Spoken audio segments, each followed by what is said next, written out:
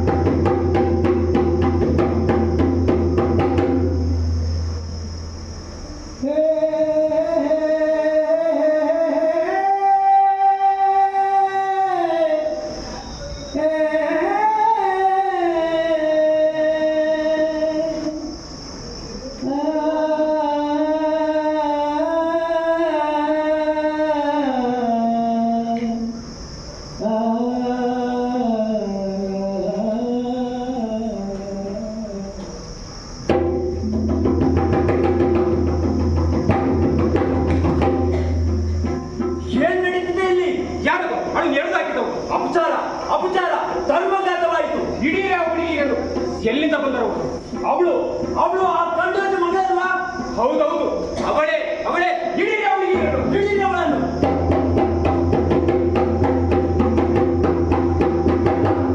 ಗೆಳೆಯ, ಹೀಗೆ ಬೆಂಕಿಯಲ್ಲಿ ಉರಿದು ಹೋಗುತ್ತಿದ್ದ ಸರಸ್ವತಿಯನ್ನು ಉಳಿಸಲು ಆ ಬಾಲಕಿ ಚಿತೆಯ ಮೇಲೆ ಕುಳ್ಳಿರಿಸಿದ್ದ ಸರಸ್ವತಿ ಹೇಗೋ ತಪ್ಪಿಸಿಕೊಂಡು ತನ್ನಪ್ಪನ ಮನೆ ಸೇರಿದಳು.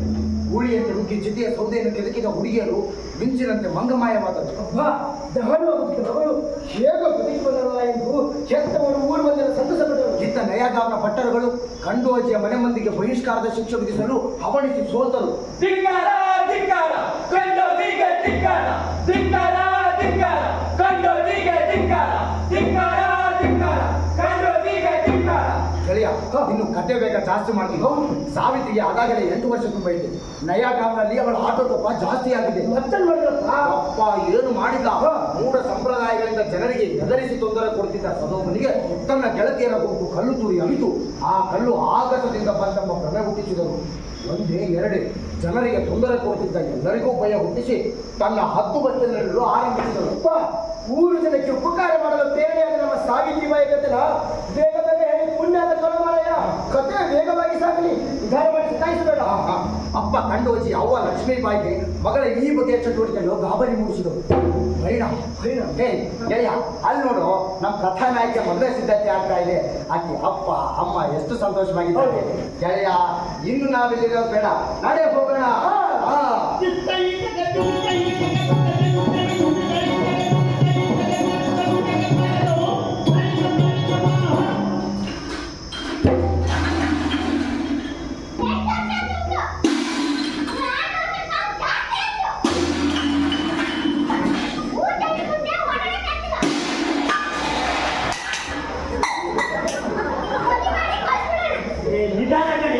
ಎಲ್ಗಾದ್ರು ಬಿದ್ರೆ ನಾನೇ ಸುಮ್ಮನೆ ಇದ್ದೀನಿ ಅಂದ್ಕೊಂಡ. ಸುಗುಣಾಬಾಯಿ ಹೇಳಿದಾಳೆ, ಅವ್ರ ಅಣ್ಣನ ಮಗ ಜ್ಯೋತಿಬಾಯಿ ಇದ್ದಾನಲ್ಲ, ಅವನ ಜೊತೆ ಮಾತಾಡಿ ಅವ್ರ ಅಪ್ಪ ಗೋವಿಂದರಾವ್ನ ಒಪ್ಪಿಸಿ ಇವತ್ತೇ ಹೆಣ್ಣು ನೋಡ ಶಾಸ್ತ್ರ ಮುಗಿಸೋಣ ಅಂದಿದ್ದಾಳೆ.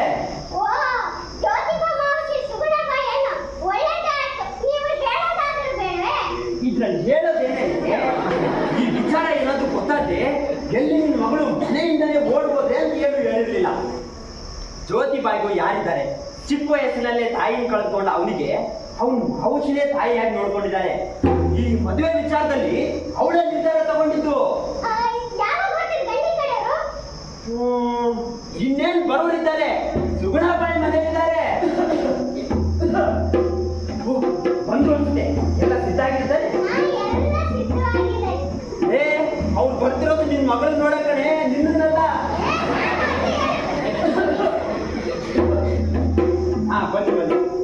ಬನ್ನಿ ಕೂತ್ಕೊಳ್ಳಿ.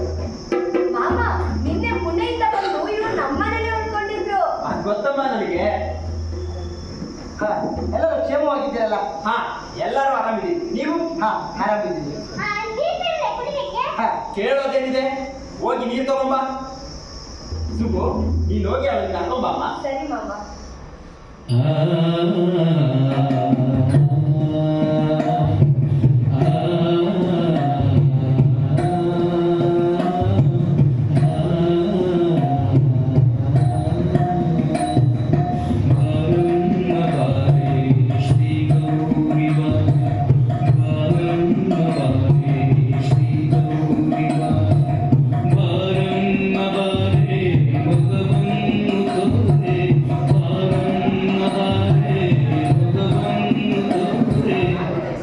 ಸರಿಯಾಗಿ ನೋಡಿಕೋ ಜ್ಯೋತಿಬಾ. ಸುಮ್ಮನಿರಿ ಮಾಸಿ. ಮಾಮ ಮಾತಾಡಿ, ಹೀಗೆ ಸುಮ್ಮನೆ ಕುಳಿತರೆ ಹೇಗೆ? ನೀನ್ ನೋಡಿದ ವರ ಅಂದ್ಮೇಲೆ ಮತ್ತೆ ನಾನೇನವೋ ಮಾತಾಡ್ಲಿ. ಅದು ಅಲ್ಲದೆ ಗೋವಿಂದರಾವ್ ಕುಟುಂಬದವರು ಬಹಳ ದೂರದ ಸಂಬಂಧಿಕರೇ ಅಲ್ವೇ? ಹಾ, ಹುಡುಗ ಹುಡುಗಿ ಒಪ್ಪಿದ್ದಾಯ್ತು, ಇನ್ನೇನಿದೆ ನಮ್ದು? ನಿಮಗೂ ಒಪ್ಪಿಗೆ ಆದ್ರೆ ನಮಗೂ ಒಪ್ಪಿಗೆನೆ. ಹಾ, ಅದು ಯಾಕೆ ಅನುಮಾನ ಯಾಕೆ ಹೇಳಿ? ಏನಿಲ್ಲ, ತ್ಯಾಜ್ ಅದೇ ಒಂದು ತಕ್ಷಣ ಎಷ್ಟು ಕೊಡ್ತೀರಿ ಅಂತ. ನಮ್ಮ ಶಕ್ತಿ ಅನುಸಾರ ಕೊರೋಣ ಬಿಡಿ. ಎಷ್ಟು ಅಂತ ಬಾಯಿ ಬಿಟ್ರೆ ಒಳ್ಳೇದು. 50 ರೂಪಾಯಿ ಕೊಡ್ತೀವಿ. ತ್ಯಾಜ್ ಹಣದಿಂದ ಮದುವೆ ಖರ್ಚನ್ನು ನಿಭಾಯಿಸಬಹುದು ಅನ್ಕೊಂಡೆ, ಆದ್ರೆ 50 ರೂಪಾಯಿಗಳಲ್ಲಿ ಆಗೋ ಮಾತಲ್ಲ. ಇರ್ಲಿ, ಅದು ತುಂಬಾ ಕಡಿಮೆ ಆಯ್ತು. 100 ರೂಪಾಯಿ ಮಾಡ್ಕೊಳ್ಳಿ. ದೊಡ್ಡ ದೊಡ್ಡ ಜಮೀನ್ದಾರಿಗೂ ಅದು ಸಾಧ್ಯವಾಗಲ್ಲ ಬಿಡಿ. ಅಷ್ಟು ಕೇಳಬಾರ್ದು ತಾವು. ಹುಡುಗ ಕಲ್ತಿದ್ದಾನೆ, ನಿಮ್ಮ ಮಗಳು ಹಳ್ಳಿಯಿಂದ ದೊಡ್ಡ ಪಟ್ಟ ಸೇರ್ತಿದ್ದಾಳೆ. ಈ ವಿಚಾರ ಮರಿಬೇಡಿ ತಾವು. ಅದೆಲ್ಲ ನನಗೆ ಗೊತ್ತಿದೆ, ಆದ್ರೂ ತ್ಯಾಜ್ 100 ರೂಪಾಯಿ ಬೇಕೇ ಬೇಕು. ದಯವಿಟ್ಟು ಇಬ್ಬರು ಶಾಂತರಾಗಿ. ನಾನು ಈ ಕಾಲದವನು. ತ್ಯಾಜಂತಹ ಆಚರಣೆಗಳ ಬಗ್ಗೆ ನನಗೆ ನಂಬಿಕೆ ಇಲ್ಲ. ಅಷ್ಟೇ ಅಲ್ಲ, ನಾನು ಅದನ್ನು ವಿರೋಧಿಸುವೆ. ಆಗಲ್ಲಪ್ಪ, ಇದು ಧರ್ಮದ ಪ್ರಶ್ನೆ. ತ್ಯಾಜ್ ಕೊಡದೆ ಹುಡುಗಿನ ಹೇಗೆ ಕರ್ಕೊಂಡು ಹೋಗ್ತೀರಾ? ನಾನು ಧರ್ಮಕ್ಕೆ ಸಂಬಂಧಿಸಿದ ಅನೇಕ ಪುಸ್ತಕಗಳನ್ನು ಓದಿದ್ದೀನಿ. ಯಾವ ಪುಸ್ತಕದಲ್ಲೂ ತ್ಯಾಜ್ ಬಗ್ಗೆ ಬರೆದಿಲ್ಲ. ಹೆಣ್ಣು ಅಂದ್ರೆ ದನ ಕುರಿ ಕೋಳಿ ತರನ, ಹಣ ಕೊಟ್ಟು ಕೊಂಡುಕೊಳ್ಳಲು ಹೋಗಲು ವಸ್ತುವಲ್ಲ. ತಾಯಿ ಎಂದು ಪೂಜಿಸುವ ಹೆಣ್ಣನ್ನು ಮಾರಾಟದ ವಸ್ತುವನ್ನಾಗಿ ನೋಡಲು ನಿಮಗೆ ಮನಸ್ಸಾದರೂ ಹೇಗೆ ಬಂತು? ಇಂತಹ ಸಂಪ್ರದಾಯಗಳನ್ನು ನಾನು ಒಪ್ಪುವುದಿಲ್ಲ. ನೋಡಿ, ನನ್ನ ಮಾತು ಕೇಳಿದ್ರೆ ನಿಮ್ ಸಮಸ್ಯೆ ಪರಿಹಾರ ಆಗಬಹುದು. ಧ್ಯಾಜ್ ಕೊಡುವುದು ಜ್ಯೋತಿಬಾಗೆ ಇಷ್ಟ ಇಲ್ಲ. ಮೌಢ್ಯತೆಗಳಂತಹ ಅನೇಕ ವಿಚಾರಗಳನ್ನು ಈತ ಧಿಕ್ಕರಿಸಿದ್ದಾರೆ. ಆದರೆ ಕಂಡೋಜಿ ಕಾಕಾಗೆ ರೂಢಿ ರಿವಾಜುಗಳೇ ಮುಖ್ಯ. ಕಂಡೋಜಿ ಕಾಕ ತನ್ನ ಮಗಳ ಮದುವೆಗೆ ಮಾಡಬೇಕಾದ ಖರ್ಚನ್ನು ನನ್ನ ಕಾಕ ಗೋವಿಂದರಾವ್ ನೋಡಿಕೊಳ್ಳಲಿ. ಇದನ್ನೇ ಕಂಡೋಜಿ ಕಾಕ ತ್ಯಾಜ್ ಎಂದು ಸ್ವೀಕರಿಸಲಿ. ಇದರಿಂದ ಯಾರ ಪ್ರತಿಷ್ಠೆಗೂ ಧಕ್ಕೆ ಬರುವುದಿಲ್ಲ. ಹಾ, ಇದು ಸರಿಯಾಗಿದೆ. ನಿಮ್ಮ ಮಾತು ಒಪ್ಪಿಗೆ ಆಗಿದೆ ಮೌಸಿ. ಹಾಗಾದ್ರೆ ಯಾವಾಗ ಇಟ್ಕೊಳ್ಳೋಣ ಮದುವೆನಾ? ಇವಾಗ ಅಂದ್ರೆ ಇವಾಗ, ನಾಳೆ ಅಂದ್ರೆ ನಾಳೆ. ನಾವು ಮದುವೆಗೆ ತಯಾರಾಗಿಯೇ ಬಂದಿದ್ದೇವೆ.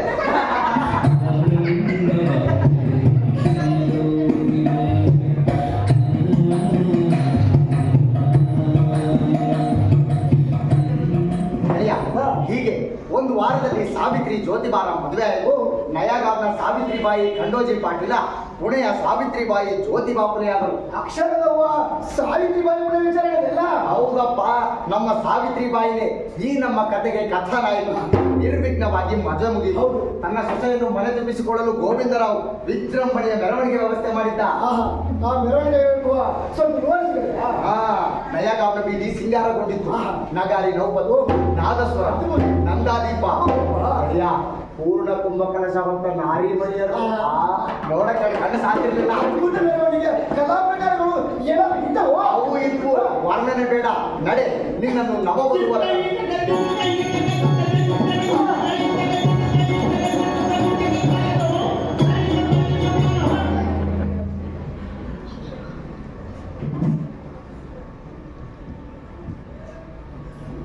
ಸರಸರ ಹೊರಟಿದೆ ಮೆರವಣಿಗೆಯದು, ಕಾಣಲು ಕಂಗಳು ಎರಡು ಸಾಲು. ಸರಸರ ಹೊರಟಿದೆ ಮೆರವಣಿಗೆಯದು, ಕಾಣಲು ಕಂಗಳು ಎರಡು ಸಾಲು.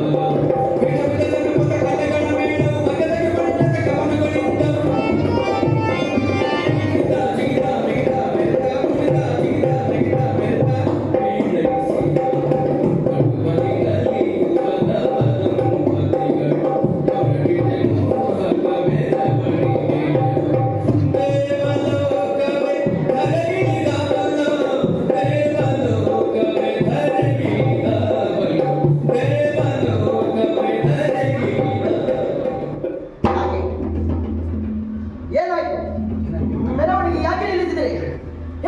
ಕಪ್ಪಣೆ ಬೇಕು ಅಡ್ಡ ಬಂದು ಅಪಶಕುನವಾಯಿತು. ಏನಪ್ಪ ಈ ಗ್ರಾಚಾರ? ಮದುಮಗಳು ಮನೆ ತುಂಬಾ ತೊಳಗೆ ಇಂತಹ ಗ್ರಾಚಾರ. ನಾನು ತ್ಯಾಜ್ ಕೊಡೋದಿಲ್ಲ ಅಂದಿದ್ದಕ್ಕೆ ಹೀಗಾಗಿರ್ಬೋದಾ? ಅಥವಾ ಸಾವಿತ್ರಿಯ ಕಾರಣನೇ ಸರಿ ಇಲ್ವಾ? ಮೆರವಣಿಗೆ ಹೇಗೆ ನಿಲ್ಲಿಸಿದಿರಿ? ಕಪ್ಪಣೆ ಬೇಕು ಮೆರವಣಿಗೆ ಅಡ್ಡ ಬಂದು ವಿಘ್ನ ಉಂಟಿದೆ. ಅಯ್ಯೋ, ಬರೀ ಕಪ್ಪು ಬೇಕಲ್ಲ, ಕಪ್ಪನೆ ಕರಿಬೇಕು. ದೊಡ್ಡ ಅಪಶಕುನವಾಗಿದೆ. ಜ್ಯೋತಿಬಾ, ನಾವೆಲ್ಲ ಆತಂಕದಿಂದ ಇದ್ರೆ ನೀನ್ ನಗ್ತೀಯಲ್ಲೋ? ಬೆಕ್ಕು ಅಡ್ಡ ಬಂತೆಂದು ನೀವು ಹೇಳುತ್ತಿರುವಿರಿ, ಆದರೆ ಬೆಕ್ಕಿನ ಲೆಕ್ಕದಲ್ಲಿ ಅಡ್ಡ ಹೋದವರು ನಾವು. ಬೆಕ್ಕು ಶುಭ ಕಾರ್ಯಕ್ಕೆ ಹೊರಟಿದ್ದು, ನಾವು ಅಡ್ಡ ಬಂದದ್ದು ಕಂಡು ಈ ಮನುಷ್ಯ ಅಡ್ಡ ಬಂದ, ನನಗೆ ಅಪಶಕನವಾಯ್ತಲ್ಲ ಎಂದು ಯೋಚಿಸುವಂತಿದ್ದರೆ ಎಂದು ಕಲ್ಪಿಸಿಕೊಂಡೆ. ನಗು ಬಂತು. ಜ್ಯೋತಿಬಾ, ನಾವೆಲ್ಲ ಆತಂಕದಿಂದ ವಿಚಾರ ಮಾಡ್ತಿದ್ದೆ, ನೀನು ವಿಧಂಡವಾದ ಮಾಡ್ತಿದ್ಯಾ? ನಾವೇಕೆ ಬೆಕ್ಕಿಗೆ ಅಪಶಕನವಾಗಬೇಕು? ಹಾಗಾದ್ರೆ ಬೇಕು ನಮಗೆ ಅಪಶಕನವಾಗಬೇಕು? ಧರ್ಮಶಾಸ್ತ್ರದಲ್ಲಿ ಹಾಗೆ ಇದೆ ಎಂದು ಶಾಸ್ತ್ರಗಳು ಹೇಳಿದ್ದಾರೆ. ಯಾವ ಧರ್ಮಶಾಸ್ತ್ರವೆಂದು ನೀವು ಎಂದಾದರೂ ಪ್ರಶ್ನಿಸಿದ್ದೀರಾ? ಇಲ್ಲ, ಕೇಳಿಲ್ಲ. ಅವರು ಹೇಳಿದ್ರು ನಾವು ಕೇಳಿದೆವು. ಬರೀ ಕೇಳಿದಿಲ್ಲ, ಅವರು ಹೇಳಿದ್ದನ್ನು ನಂಬಿ ಅಮಾಯಕ ಬೆಕ್ಕನ್ನು ಅಪರಾಧಿ ಸ್ಥಾನದಲ್ಲಿ ನಿಲ್ಲಿಸಿದಿರಿ. ನನಗೆ ತಿಳಿದಂತೆ ಬೆಕ್ಕು ಅಡ್ಡ ಹೋದರೆ ಅಪಶಕನವೆಂದು ಯಾವ ಧರ್ಮಶಾಸ್ತ್ರದಲ್ಲೂ ಬರ್ತಿಲ್ಲ. ಇದೆಲ್ಲ ಕೆಲವರು ಉದರ ನಿಮಿತ್ತ ಮಾಡಿಕೊಂಡ ಅವಕಾಶ. ಏನು ಇಷ್ಟು ಸರಳವಾಗಿ ಹೇಳ್ಬಿಟ್ಟೆ? ಇದು ಅಂತ ಸರಳ ಇದೆ ಅಲ್ಲಪ್ಪ. ಆಗ ಇಂತಹ ಮೂಢನಂಬಿಕೆಗಳನ್ನು ನಾವು ಧಿಕ್ಕರಿಸಬೇಕು. ಸಾವಿತ್ರಿ, ನಡೆ ನಮ್ಮ ಮನೆಯಲ್ಲಿ. ಇಂತಹ ಸಾವಿರಾರು ಮೂಢನಂಬಿಕೆಗಳನ್ನು ತುಳಿದು ನಾವಿಬ್ಬರು ಮುಂದೆ ನಡೆಯಬೇಕಾಗಿದೆ. ನಡೆ ಹೋಗೋಣ. ಕಾಕ, ಮಾಮ, ನಡೀರಿ. ಯಾಕೆ ಹೀಗೆ ನಿಂತಿರ್ತೀರಿ? ಮೆರವಣಿಗೆಯ ಮುಂದೆ ಹೋದ ಕರಿಬೇಕು ವಾಪಸ್ ಆಗುವುದನ್ನು ಕಾಯುತ್ತಿರುವಿರಾ? ನಡೆಯಿರಿ, ನಡೆಯಿರಿ. ಜ್ಯೋತಿ ಬಾ, ನಮಗೆ ದಾರಿ ತೋರಿದ್ದಾನೆ.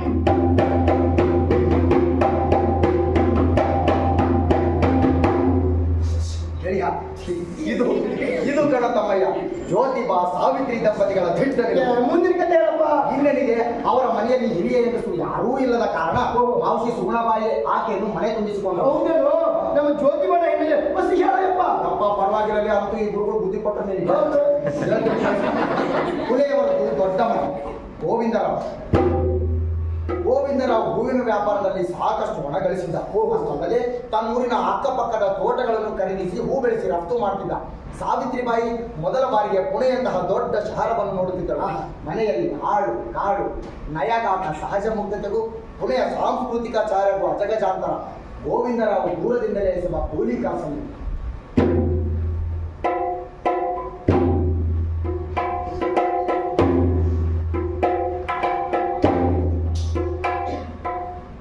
ಹಾಕಿಕೊಳ್ಳುತ್ತಿದ್ದ ಆಳು ಮಕ್ಕಳನ್ನು ಕಂಡು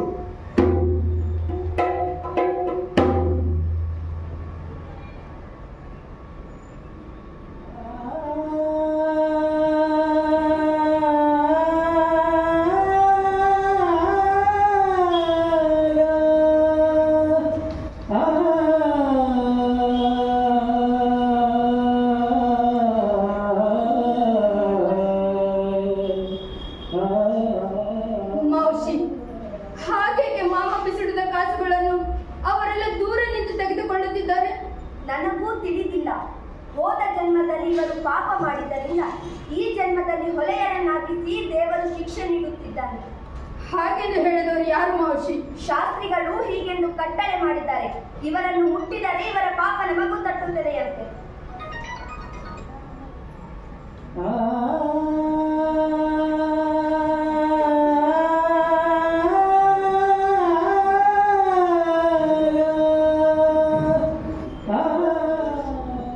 ನಮ್ಮೂರಲ್ಲೂ ಹೀಗೆ ನಡೆಯುತ್ತಿದೆ. ಊರು ಹಳ್ಳಿಯಾದರೇನು ಶಹರವಾದರೇನು ಎಲ್ಲ ಕಡೆಗೂ ಈ ಶಾಸ್ತ್ರಿಗಳ ಮಾತೇ ನಡೆಯುವುದು.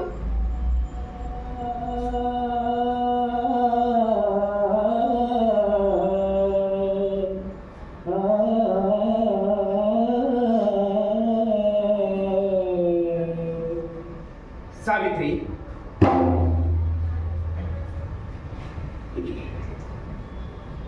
ಕನ್ನಡದ ಕಣ್ಮಣಿಯು ಮಹಾರಾಷ್ಟ್ರಗಳು, ಕನ್ನಡದ ಕಣ್ಮಣಿಯು ಮಹಾರಾಷ್ಟ್ರಗಳು, ಗಂಡನ ಮನೆಯೊಳಗೆ ಬೆಳಕಾಗಿ ಬದುಕಿದಳು, ಗಂಡನ ಮನೆಯೊಳಗೆ ಬೆಳಕಾಗಿ ಬದುಕಿದಳು. ಕನ್ನಡದ ಕಣ್ಮಣಿ ಮಹಾರಾಷ್ಟ್ರಗಳು, ಕನ್ನಡದ ಕಣ್ಮಣಿಯು ಮಹಾರಾಷ್ಟ್ರಗಳು, ಗಂಡನ ಮನೆಯೊಳಗೆ ಬೆಳಕಾಗಿ ಬದುಕಿದಳು, ಗಂಡನ ಮನೆಯೊಳಗೆ ಬೆಳಕಾಗಿ ಬದುಕಿದಳು.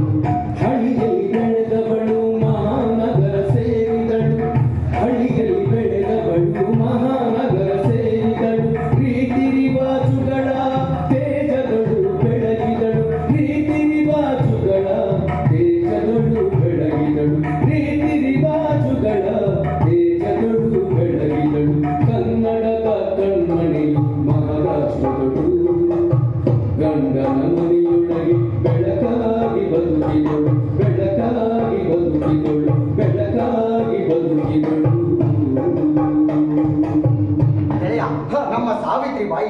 ಕನ್ನಡದ ಕಣ್ಮಣಿ, ಹೊಸ ಜಾಗ, ದೊಡ್ಡ ಶಾರ, ಅತ್ಯಂತ ಅನುನಯದಿಂದ ಗಂಡನ ಮನೆಯಲ್ಲಿ ಎಲ್ಲವನ್ನು ಗೆಲ್ಲಿದವರು. ಹೌದಪ್ಪ, ಮಾವನ ಕರೆಯಲ್ಲಿ ಸಕ್ಕರೆ ತಿರುವುದನ್ನು ಕೇಳಿದ್ದೇನೆ. ಪತಿ ಜ್ಯೋತಿಬಾ ಸಾವಿತ್ರಿಗೆ ಬೆನ್ನಲು ಬಾಗಿ ಪ್ರೀತಿಯ ಧಾರೆಯಲ್ಲಿ ತೋಯುವಂತೆ ನೋಡಿಕೊಂಡಿದ್ದಾನೆ. ಮಾವಶಿ ಸುಗುಣಾಬಾಯಿಯ ಅಕ್ಕರೆ ಮಾವನ ಕಕ್ಕುಲಾತಿ ಗಂಡನ ಅನುರಾಗದಲ್ಲಿ ಆನಂದದಿಂದ ಬಾಳುತ್ತಿದ್ದಾಳೆ. ಅಯ್ಯ, ಇಲ್ಲ ತಿಳಿದು ಒಂದು ವಿಚಾರ ಕೇಳಿದ್ದೆ, ಅದನ್ನು ವಿಸ್ತರಿಸಿ ಪುಣ್ಯ ತಗೊಳ್ಳು. ಯಾವ ವಿಚಾರ ಅಂತ ಸ್ವಲ್ಪನಾದ್ರೂ ಸುಳ್ಳು ಕೊಟ್ಟು ಸಹಾಯ. ಅದು ಮೇಲು ಜಾತಿಯ ಸದಾಶಿವ ಪಂತನ ಮದುವೆ ಮೆರವಣಿಗೆ ಸಂದರ್ಭ. ಮೇಲು ಜಾತಿ ಸದಾಶಿವನ ಮದುವೆಯ ಮೆರವಣಿಗೆಗಳು. ಸದಾಶಿವನ ಮದುವೆ ನಿಶ್ಚಯವಾದಾಗ ಎಲ್ಲರನ್ನೂ ಮದುವೆಗೆ ಬರಲೇಬೇಕೆಂದು ಒತ್ತಾಯಪೂರ್ವಕವಾಗಿ ಕರೆದ. ಹಾಗೆ ಕರೆಸಿಕೊಂಡವರಲ್ಲಿ ಅಗೋ ಜ್ಯೋತಿಬಾ ಕೂಡ ಒಬ್ಬ. ಪಾಪ ಸ್ನೇಹಕ್ಕೆ ಕಟ್ಟು ಬಿದ್ದು ಮದುವೆಗೆ ಹೋದ. ಎಲ್ಲಾ ಶಾಸ್ತ್ರಗಳು ಸಾಂಗೋಪಾಂಗವಾಗಿ ನೆರವೇರಿದವು. ದೇವರ ದರ್ಶನಕ್ಕೆಂದು ದೇಗುಲದ ಕಡೆ ಮೆರವಣಿಗೆ ಹೊರಟಿದೆ. ಕಲಶ, ಓಲಗ, ಕುಣಿತ, ಮೆರೆತಗಳು ಮುಂದೆ ಸಾಗುತ್ತಿದೆ. ಹಿಂದೆ ಮದುಮಗನ ಪಕ್ಕದಲ್ಲಿ ತನ್ನ ಸಹಪಾಠಿಗಳೆಲ್ಲ ಮೆರವಣಿಗೆಯ ಛಂದಸ್ಸುತ್ತ ಮೈ ಮರೆತು ಪುಣೆಯ ಮಾರ್ಗದಲ್ಲಿ ನಡೆಯುತ್ತಿದ್ದಾರೆ. ಅದೇ ಗುಂಪಿನಲ್ಲಿದ್ದ ಹೂಗಾಡಿಗ ಶೂದ್ರ ಪ್ರತಿಭೆ ಜ್ಯೋತಿಬಾನ ಮೇಲೆ ಗೆಳೆಯ ಎದುರು ಬರುತ್ತಿದ್ದ ವಿಪ್ರರ ಕಾಕದೃಷ್ಟಿಯೊಂದು ಬಿತ್ತು. ಹೇಳಪ್ಪ, ಇನ್ನೇನಾಗುತ್ತೆ? ಆ ದೃಶ್ಯ ಕಂಡ ವಿಪ್ರರ ಗುಂಪು ಸದಾಶಿವನ ಅಪ್ಪ ಗಂಗಾಧರ ಪಂತರ ಮೇಲೆ ಹರಿಹರಿಯುತ್ತಿದ್ದಾರೆ. ನಡೆ ಗೆಳೆಯ, ಆ ಘಟನೆಗೆ ನಾವು ಸಾಕ್ಷಿಯಾಗೋಣ. ನಡೆ ಹೋಗೋಣ.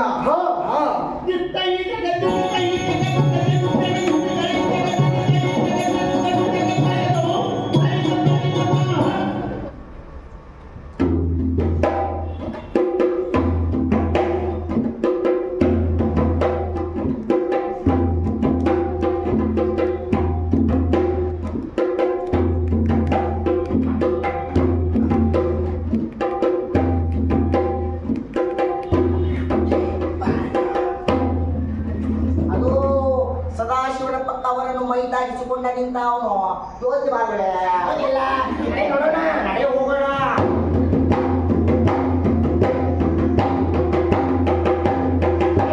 ಹೆಂಗಾದ್ರೆ ಬಂದ ಏನಾಗ್ತಿದೆ ಇಲ್ಲಿ?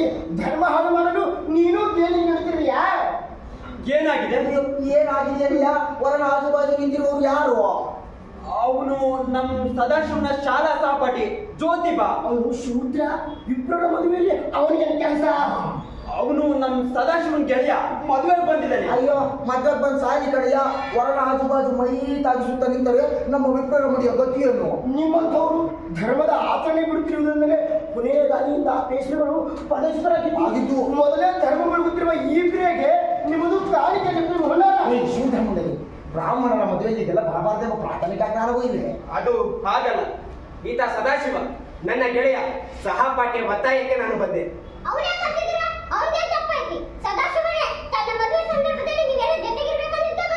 ನೀವು ಧರ್ಮದ್ರೋಹದ ಕೆಲಸದಲ್ಲಿ ಭಾಗಿಯಾಗುತ್ತಿರುವಿರಿ. ನಿಮಗೆ ಬಹಿಷ್ಕಾರ ಹಾಕಿಸುತ್ತೇನೆ. ಏನು ನೋಡ್ತಾ ಕೈಯ ತಮ್ಮ ಸೂತ್ರ ನಾಯಿಯಲ್ಲೇ.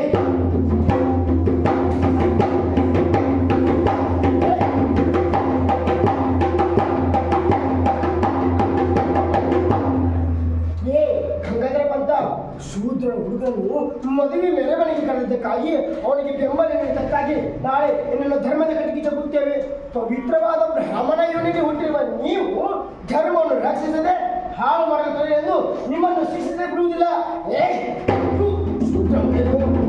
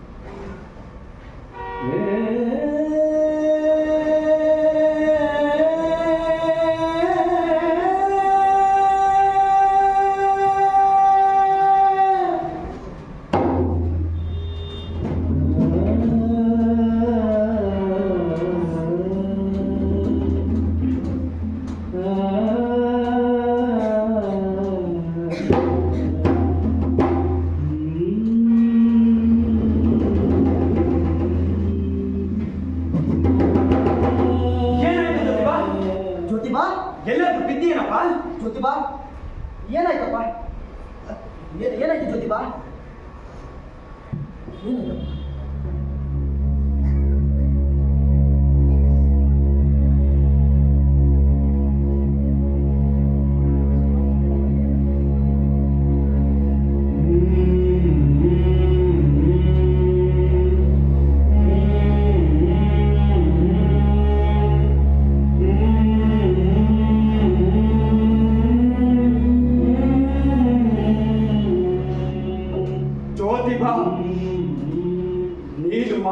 ತಪ್ಪಿಗೆ ಅವರು ನಿನ್ನನ್ನು ಜೀವಂತ ಬಿಟ್ಟಿರುವುದೇ ಪುಣ್ಯ. ಪೇಶ್ವೆಗಳ ಆಡಳಿತವಿದ್ದಿದ್ದರೆ ನಿನ್ನ ಜೊತೆ ನಮ್ಮನ್ನು ಸಾರ್ವಜನಿಕವಾಗಿ ಆನೆಗಳ ಕಾಲಿಗೆ ದೂಡುತ್ತಿದ್ದರು. ದೇವರ ದಯೆ, ಇಂದು ದೇಶದಲ್ಲಿ ಪೇಶ್ವೆಗಳ ಆಡಳಿತ ಕುಸಿದು ಇಂಗ್ಲಿಷ್ ಕಾಯ್ದೆಗಳು ಜಾರಿ ಇವೆ. ಪೇಶ್ವೆಗಳ ಕಾಲದಲ್ಲಿನ ಒಂದೊಂದು ಅಮಾನುಷ ಘಟನೆಗಳು ನನ್ನ ಸ್ಮೃತಿಪಟಲದ ಮೇಲೆ ಹಾದು ಹೋಗುತ್ತಿವೆ. ಜ್ಯೋತಿಬಾ, ಇವಕ್ಕೆಲ್ಲ ಕೊನೆ ಇಲ್ಲವೇ ಬಾಬುಜಿ? ಜ್ಯೋತಿಬಾ, ಪೇಶ್ವೆಗಳ ಕಾಲದಲ್ಲಿ ಶೂದ್ರರ ಬದುಕು ಅತ್ಯಂತ ಕರಾಳವಾಗಿತ್ತು. ದಲಿತರು ನಡೆದಾಡುವ ದಾರಿಗಳಲ್ಲಿನ ಹೆಜ್ಜೆ ಗುರುತುಗಳನ್ನು ಅಳಿಸಲು ಸೊಂಟಕ್ಕೆ ಪೊರಕೆಗಳನ್ನು ಕಟ್ಟಿಕೊಳ್ಳಬೇಕಾಗಿತ್ತು. ಉಗುಳು ನೆಲದ ಮೇಲೆ ಬೀಳಬಾರದೆಂದು ಕುತ್ತಿಗೆಗೆ ಮಡಿಕೆಗಳನ್ನು ಕಟ್ಟಿಕೊಳ್ಳಬೇಕಾಗಿತ್ತು. ಅವರ ಬರುವಿಕೆಯನ್ನು ತಿಳಿಸಲು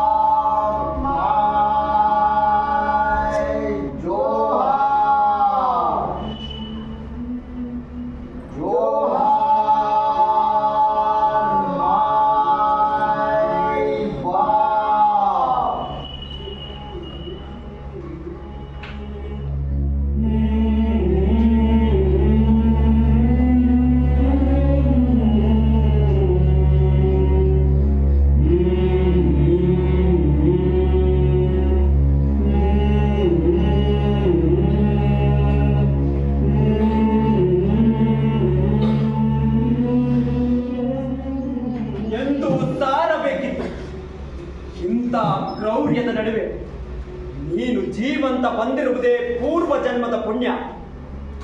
ಹೊರಗೆ ಮಡಿಕೆ ಕಟ್ಟಿಕೊಂಡು ಜೋಹಾರ್ ಕೂಗಲಿಲ್ಲವೆಂದು ಎಷ್ಟೋ ದಲಿತರು ಜೀವಂತ ಸಮಾಧಿಯಾಗಿದ್ದಾರೆ. ಜ್ಯೋತಿಬಾ, ಜೀವಂತ ಸಮಾಧಿಯಾಗಿದ್ದಾರೆ. ಇಲ್ಲ, ಇದು ಅನ್ಯಾಯ. ದೇವರಿಗೆ ಮತ್ತು ಧರ್ಮಕ್ಕೆ ಮಾಡ್ತಿರೋ ಅವಮಾನ. ಬೇಡ ಜ್ಯೋತಿಬಾ, ಸಾಧ್ಯವಾದಷ್ಟು ವೈದಿಕರಿಂದ ದೂರ ಇರುವುದೇ ಕ್ಷೇಮ. ನೀನು ಸುಗ್ರೂಪಾಗಿ ಮನೆ ಬಂದಿರುವುದೇ ಪುಣ್ಯ ಕಣೋ. ಹುಟ್ಟು ಯಾರ ಕೈಯಲ್ಲೂ ಇಲ್ಲ. ಇದೇ ಜಾತಿಯಲ್ಲಿ ಹುಟ್ಟಬೇಕೆಂದು ದೇವರಿಗೆ ಅರ್ಜಿ ಹಾಕಿಕೊಂಡು ಹುಟ್ಟಿಲ್ಲ. ದೇವರು ಎಲ್ಲರನ್ನೂ ಮನುಷ್ಯರನ್ನಾಗಿಯೇ ಹುಟ್ಟಿಸಿದ್ದಾನೆ. ಬ್ರಾಹ್ಮಣ ಜಾತಿಯಲ್ಲಿ ಹುಟ್ಟಿದವನಿಗೆ ಕೋಡು ಕೊಟ್ಟು ಶೂದ್ರರಿಗೆ ಕತ್ತಿಯ ಮುಖ ಕೊಟ್ಟಿಲ್ಲ. ಜಾತಿಗಳನ್ನು ಮಾಡಿಕೊಂಡಿರುವ ಮನುಷ್ಯರೇ ತಮ್ಮ ಅನುಕೂಲಕ್ಕೆ ತಕ್ಕ ಹಾಗೆ ನಿಯಮಗಳನ್ನು ಮಾಡಿಕೊಂಡಿದ್ದಾರೆ. ದೇವರು ಮತ್ತು ಧರ್ಮದ ಹೆಸರಿನಲ್ಲಿ ಮನುಷ್ಯರು ಮಾಡುತ್ತಿರುವ ಮೋಸವನ್ನು ನಾನು ವಿರೋಧಿಸುತ್ತೇನೆ. ಜ್ಯೋತಿಬಾ, ನೀನು ಪ್ರವಾಹದ ವಿರುದ್ಧ ಈಜುವ ವ್ಯರ್ಥ ಪ್ರಯತ್ನ ಮಾಡ್ತೀಯ ಅನಿಸ್ತೇನೆ. ಇಲ್ಲ, ದೇವರು ಹುಟ್ಟಿಸಿದ ಮನುಷ್ಯರೆಲ್ಲರೂ ಒಂದೇ ಎಂಬುದನ್ನು ನಾನು ಸಾಬೀತು ಮಾಡುತ್ತೇನೆ. ನನ್ನ ಈ ಹೋರಾಟದಲ್ಲಿ ಬರುವ ಎಲ್ಲಾ ತೊಂದರೆಗಳನ್ನು ನಿವಾರಿಸಿಕೊಂಡು ಎಲ್ಲರ ಮೈಯಲ್ಲಿ ಹರಿಯುವ ರಕ್ತದ ಬಣ್ಣ ಕೆಂಪು ಕೆಂಪು ಎಂದಿದ್ದೀನಿ ಇಡೀ ಜಗತ್ತಿಗೆ ಸಾರಿ ಸಾರಿ ಹೇಳುತ್ತೇನೆ. ಬೇಡ ಜ್ಯೋತಿಬಾ, ಅದರ ಸರಳ ವಿಷಯ ಅಲ್ಲಪ್ಪ. ನೀನು ನಡಿಬೇಕಾಗಿರೋ ದಾರಿ ದುರ್ಗಮ ಕಣೋ. ಏನಾದರೂ ಆಗಲಿ, ನನ್ನ ನಿರ್ಧಾರ ಅಚಲವಾಗಿದೆ. ಹಿಂದೆ ಜ್ಞಾನೇಶ್ವರನಿಗೂ ಈ ಜನ ಸಾಕಷ್ಟು ತೊಂದರೆ ನೀಡಿದರು. ಅದನ್ನು ಧಿಕ್ಕರಿಸಿ ಆತ ಬಂಡಾಯ ಬಿದ್ದು ಸಂಸ್ಕೃತದಲ್ಲಿನ ಗೀತೆಯನ್ನು ಪ್ರಾದೇಶಿಕ ಭಾಷೆಗೆ ತಂದು ದೇವರಿಗೆ ಭಕ್ತರ ಭಾಷೆಯು ಬರುತ್ತೆಂಬುದನ್ನು ಸಾಬೀತುಪಡಿಸಿದ್ದಾರೆ. ವೈದಿಕರು ತಾವು ದೇವರ ದಲಾಲಿಗಳೆಂದು ಭಾವಿಸಿದ್ದಾರೆ. ಮಾನವ ಕುಲಕೋಟೆಗೆ ಅಗತ್ಯವಿರುವ ವಿದ್ಯೆಯಿಂದ ಶೂದ್ರರು ದಲಿತರನ್ನು ದೂರವಿರಿಸಿ ತುತ್ತಿನ ಚೀಲವನ್ನು ತೂತು ಮಾಡಿ, ಬಾಬೂಜಿ, ತುತ್ತಿನ ಚೀಲವನ್ನು ತೂತು ಮಾಡಿ ಅದು ಯಾವತ್ತೂ ತುಂಬದ ಹಾಗೆ ವ್ಯವಸ್ಥಿತವಾದ ತುತ್ತೂರಿ ನಡೆಸಿದ್ದಾರೆ. ಈ ಕತ್ತಲೆಯನ್ನು ದೂರ ಸರಿಸುವ ಜ್ಞಾನದ ದೀಪ ಹಚ್ಚುತ್ತೇನೆ. ಜ್ಞಾನದ ಬೆಳಕಿನಿಂದ ಅಜ್ಞಾನವೆಂಬ ಕತ್ತಲೆಯನ್ನು ತೊಡೆದುಹಾಕಲು ಪ್ರಾಮಾಣಿಕವಾಗಿ ಯತ್ನಿಸುವೆ. ಬೇಡ ಜ್ಯೋತಿಬಾ, ನನ್ನ ಮಾತು ಕೇಳು. ನಿನ್ ಪಾಡಿ ನೀನು ಸುಮ್ಮನೆ ಒಳ್ಳೇದಪ್ಪ. ಇಲ್ಲ ಬಾಬಾ, ಇಂದು ಇವರು ಮಾಡಿದ ಅವಮಾನವನ್ನೇ ಬಹುಮಾನವೆಂದು ಭಾವಿಸಿ ಶೂದ್ರರಲ್ಲಿ ಸೂಕ್ತವಾಗಿರುವ ಶಕ್ತಿಯನ್ನು ಜಾಗೃತಿಗೊಳಿಸುವ ಕೆಲಸ ಮಾಡಬೇಕು. ಇಂಥ ಮಗನ ಶಿಕ್ಷಣವನ್ನು ಅರ್ಧಕ್ಕೆ ನಿಲ್ಲಿಸಿ ಎಂತ ಅನ್ಯಾಯ ಮಾಡುತ್ತಿದ್ದೆ. ಜಾನ್ ಮತ್ತು ಮುಷಾ ಚಿಕ್ಕಾಕ ಸರಿಯಾದ ಸಮಯದಲ್ಲಿ ತಿಳುವಳಿಕೆ ನೀಡದೇ ಇದ್ದಿದ್ರೆ ಇವನ ಕಲಿಕೆಗೆ ತಿಲಾಂಜಲಿಯನ್ನೇ ಇಟ್ಟು ಬಿಡುತ್ತಿದ್ದಲ್ಲ. ಜ್ಯೋತಿಬಾ, ನಿನ್ನ ನಿರ್ಧಾರಗಳು ಅಚಲವಾಗಿದೆ.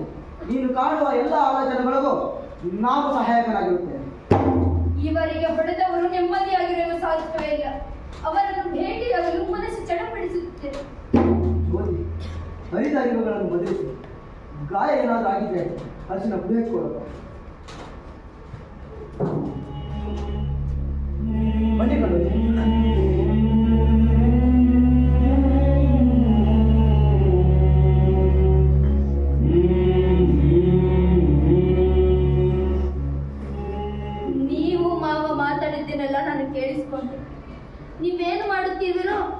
ಅದಕ್ಕೆ ನನ್ನ ಬೆಂಬಲವೂ ಇದೆ. ನಿಮ್ಮ ಯುದ್ಧದಲ್ಲಿ ನಾನು ಒಬ್ಬ ಸೈನಿಕಳು. ಸಾವಿತ್ರಿ, ನಮ್ಮವರ ಜೊತೆ ನಾವೇ ಹೋರಾಡಬೇಕಾಗಿರುವ ಇದೊಂದು ವಿಚಿತ್ರ ಯುದ್ಧ.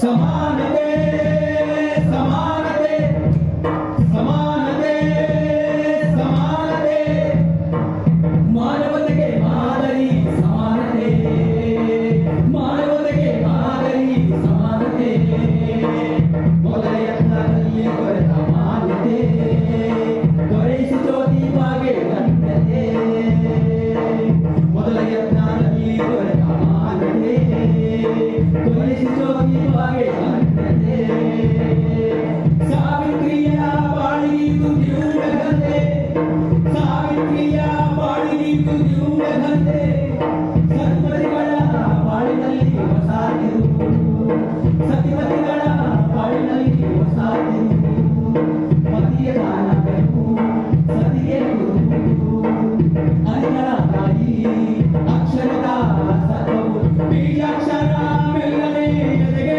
ಬಿದ್ದವು ಬೀಜಾಕ್ಷರ ಮೆಲ್ಲನೆ ಎದೆಗೆ ಬಿದ್ದವು ಬೀಜಾಕ್ಷರ ಮೆಲ್ಲನೆ ಎದೆಗೆ ಬಿದ್ದವು ಬೀಜಾಕ್ಷರ ಮೆಲ್ಲನೆ ಎದೆಗೆ ಬಿದ್ದವು ಸಮಾನತೆ ಸಮಾನತೆ ಸಮಾನತೆ ಸಮಾನತೆ ಮಾನವತೆಗೆ ಮಾದರಿ ಸಮಾನತೆ ಮಾನವತೆಗೆ ಮಾದರಿ ಸಮಾನತೆ ಸಮಾನತೆ ಸಮಾನತೆ ಸಮಾನತೆ ಸಮಾನತೆ ಸಮಾನತೆ ಸಮಾನತೆ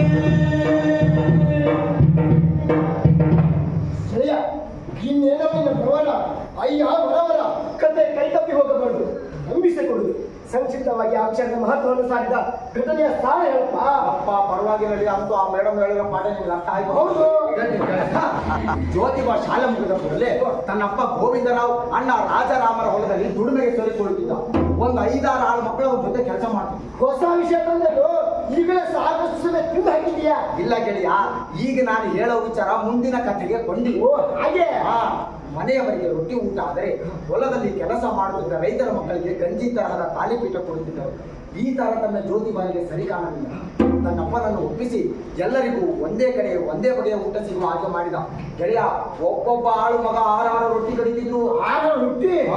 ಅವರಿಗೆ ಅಗತ್ಯ ಇರುವ ರೊಟ್ಟಿಗಳನ್ನು ತಟ್ಟಲು ಮನೆಯ ಹೆಣ್ಣು ಮಕ್ಕಳು ಒಪ್ಪುವುದಾದರೆ ಇದಕ್ಕೆ ನನ್ನ ಅಭ್ಯಂತರವೇನೂ ಇಲ್ಲ ಎಂದ ಮಾವನ ಮಾತಿಗೆ ತಾನು ಮಾಡಿಕೊಡುವುದಾಗಿ ಒಪ್ಪಿಕೊಂಡಳು ಸಾವಿತ್ರಿ. ಈ ಕೆಲಸಕ್ಕೆ ಸುಗುಣಾಬಾಯಿ ಕೂಡ ಸಹಾಯ ಮಾಡಿದಳು. ಆಮೇಲೆ ಅದು ಸಾಧ್ಯವಾಯಿತು? ಸಾಧ್ಯವಾಗದೆ ಮತ್ತೇನು, ಮನಸ್ಸಿದ್ದರೆ ಮಾರ್ಗ. ಪರಿಣಾಮ ಏನಾಯ್ತು ಗೊತ್ತಾ? ಇನ್ನೇನಾಗುತ್ತೆ, ಸಾವಿತ್ರಿಬಾಯಿ ಸುಗುಣಬಾಯಿಗೆ ಕೆಲಸ ಜಾಸ್ತಿ ಆಗ್ತಪ್ಪ. ಅಯ್ಯಲೇ, ಮಂದ ಮಧ್ಯದಲ್ಲಿ ತಲೆಯ ಬುದ್ಧಿ ಅನ್ನೋದಿಲ್ಲ. ಯಾವಾಗಲೂ ಬರೀ ಋಣಾತ್ಮಕ ಚಿಂತನೆ. ಹೇಳ್ತೀನಿ ಕೇಳಿಸ್ಕೊ. ಏನಪ್ಪ ಹಾಗಾದ್ರೆ? ಅಕ್ಕಪಕ್ಕದ ಜಮೀನುಗಳಲ್ಲಿ ಕೆಲಸ ಮಾಡುವವರ ಕಿವಿಗೆ ಈ ವಿಚಾರ ಬಿತ್ತು. ಒಡೆಯ ದುಡಿಯುವ ಬಾಯಿ ಬರುವ ಒಂದೇ ಬಗೆಯ ಊಟ ಮಾಡುವ ವಿಚಾರ ಪುಕಾರ ಆಯಿತು. ಆ ಕೌತುಕ ನೋಡಲು ಕೂಲಿಕಾರರು ಬಂದರು. ಬಂದವರಿಗೆ ನೀವು ನಿಮ್ಮ ಮಾಲೀಕರು ತಿನ್ನುವ ಊಟಕ್ಕೆ ಬೇಡಿಕೆ ಇದೆ. ಅಲ್ಲ, ಜ್ಯೋತಿಬಾ ಪಾಠ ಮಾಡಿದ. ಈ ಆಂದೋಲನ ತಕ್ಕ ಮಟ್ಟಿಗೆ ಕೆಲಸ ಮಾಡಿತು. ಏನೇನು ಮಾಡ್ತಿದ್ಯೋ ನಿಮ್ ಜೋಳಿಗೆ ಒಳಗೆ ಭಾರಿ ಅಸ್ತ್ರಗಳಿದ್ದಾವೆ. ಗೆಳೆಯ, ಇದೆಲ್ಲದರ ನಡುವೆ ಒಂದು ಆಸಕ್ತಿದಾರಕ ಪ್ರಕರಣವೊಂದು ಜರುಗಿದೆ. ಅದನ್ನ ಬೇಗ ಹೇಳು ಗೆಳೆಯ. ಹೇಳೋದು ಬೇಡ, ನೋಡೋಣ ನಡೆ. ಹಾ.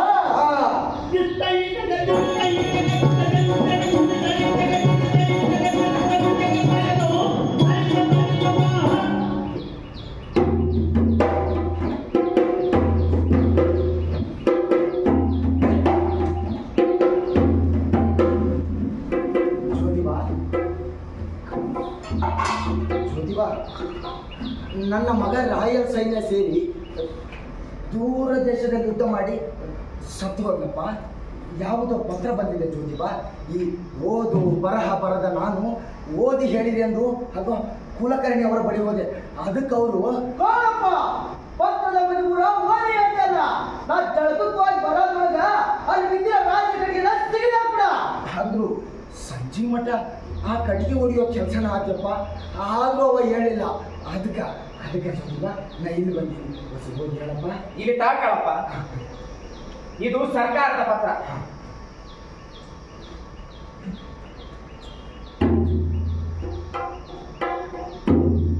ಯುದ್ಧದಲ್ಲಿ ಮಡಿದ ನಿನ್ನ ಮಗನಿಗೆ ಪರಿಹಾರಾರ್ಥವಾಗಿ 5 ಎಕರೆ ಜಮೀನು ಮಂಜೂರು ಮಾಡಿದೆ. 5 ಎಕರೆ ಜಮೀನು.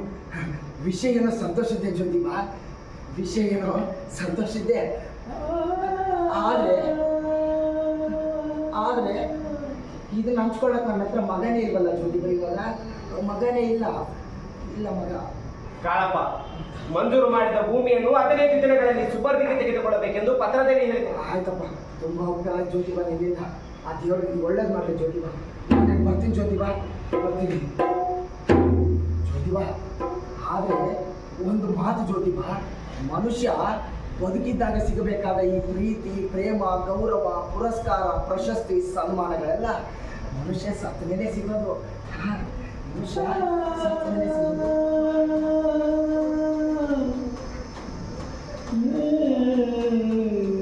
ನನ್ಗೆ ಗೊತ್ತು ಕಾಳಪ್ಪನ ಪ್ರಕರಣ ನಿಮ್ಗೆ ಘಾಸಿ ಉಂಟು ಮಾಡಿದೆ ಅಂತ. ಪಾಪಿಷ್ಟ ಕುಲಕರ್ಣಿ 1-2 ಸಾಲಿನ ಪತ್ರ ಓದಲು ಒಟ್ಟಿದ ಕಟ್ಟಿಗೆಗಳನ್ನು ಹೊಡೆದು ಕೊಡಬೇಕಂತೆ. ಬರೀ ಹೊಡೆದು ಕೊಡುವುದಲ್ಲ ಸಾವಿತ್ರಿ, ಕಾಳಪ್ಪ ಅದನ್ನು ಪುಕ್ಕಟಿಯಾಗಿ ಹೊಡೆದು ಕೊಡಬೇಕು. ಸಾವಿತ್ರಿ, ಈ ಅಕ್ಷರಗಳ ಮಹಿಮೆ ನೋಡು ಸಾವಿತ್ರಿ. ಅವು ಇರದಿದ್ದರೆ ಮನುಷ್ಯ ಮತ್ತು ಪಶುಗಳಿಗೆ ವ್ಯತ್ಯಾಸವೇ ಇರುವುದಿಲ್ಲ. ಇದಕ್ಕೆ ಪರಿಹಾರವೇ ಇಲ್ವೇ? ಪರಿಹಾರ ಓ, ಅದಕ್ಕೇನಂತೆ, ಬನ್ನಿ ಈ ಮಣ್ಣಿನ ಮೇಲೆ ನಿಮಗೆ ಅಕ್ಷರವನ್ನು ತಿಳಿಸುತ್ತೇನೆ.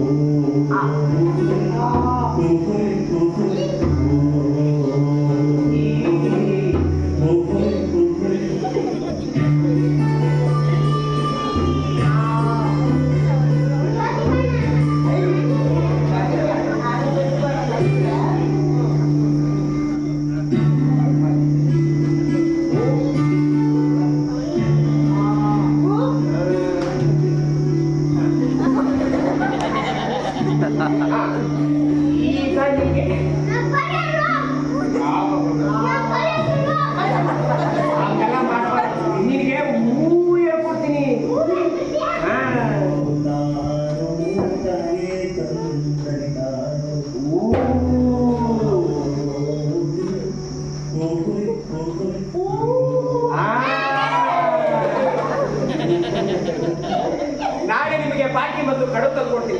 ಬಾಕಿಯ ಮೇಲೆ ಕಡಿಮೆ ನಿಂತು ಬರೆಯುವುದು ಸುಲಭ. ಜ್ಯೋತಿ ಬಣ್ಣ ಕಲಿಸ, ಜ್ಯೋತಿ ಬಣ್ಣ ಕಲಿಸ, ಜ್ಯೋತಿ ಬಣ್ಣ ಕಲಿಸ, ಜ್ಯೋತಿ ಬಣ್ಣ ಕಲಿಸ, ಜ್ಯೋತಿ ಬಣ್ಣ ಕಲಿಸ, ಜ್ಯೋತಿ ಬಣ್ಣ ಕಲಿಸ, ಜ್ಯೋತಿ ಬಣ್ಣ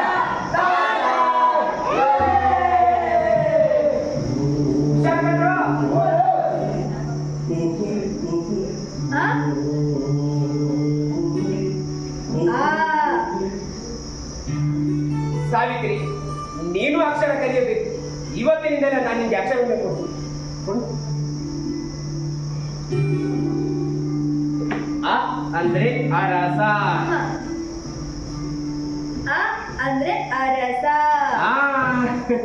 ನನ್ನ ಜ್ಯೋತಿವ ಅರಸ.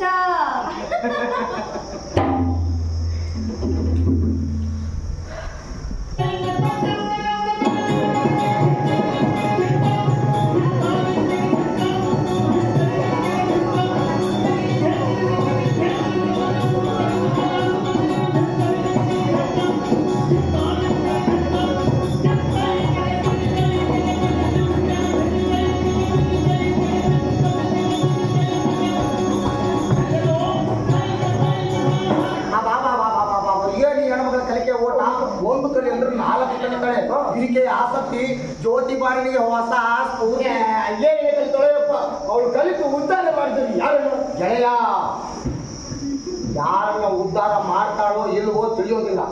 ಆದ್ರೆ ಅಂದು ಆ ಕಾಲಘಟ್ಟದಾಗಿ ಅಕ್ಷರ ಕಲಿಯೋಕೆ ಅಂತ ಪಾಠಿ ಹೇಳ್ತಲ್ಲ, ಅಷ್ಟು ಸಹ ನಿನ್ನ ನೋಡಿದ್ರೆ ಸಾಕು.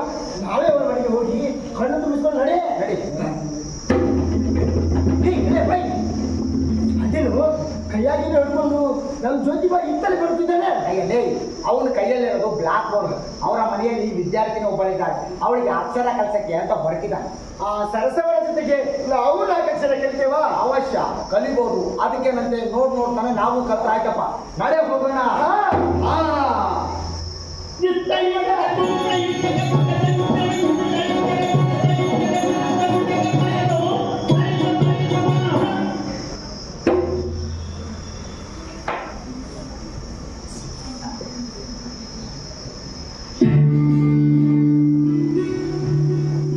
ಸಾವಿತ್ರಿ, ನಿನ್ನೆ ಕಲಿತಿದ್ದು ಬರೀ, ಮುಂದಿನದನ್ನು ಹೇಳಿಕೊಡ್ತೀನಿ.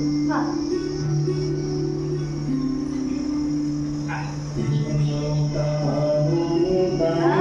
ಅಂದ್ರೆ ಅರಸ.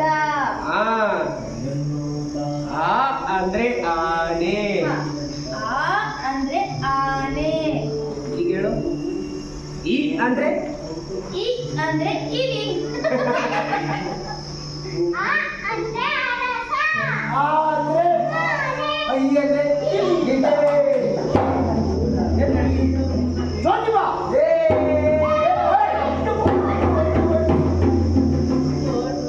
ಏನಪ್ಪ ದೇವ್ರಿ, ಇದೇನ್ ನೋಡ್ತಿದ್ದೀನಿ ನಾನು?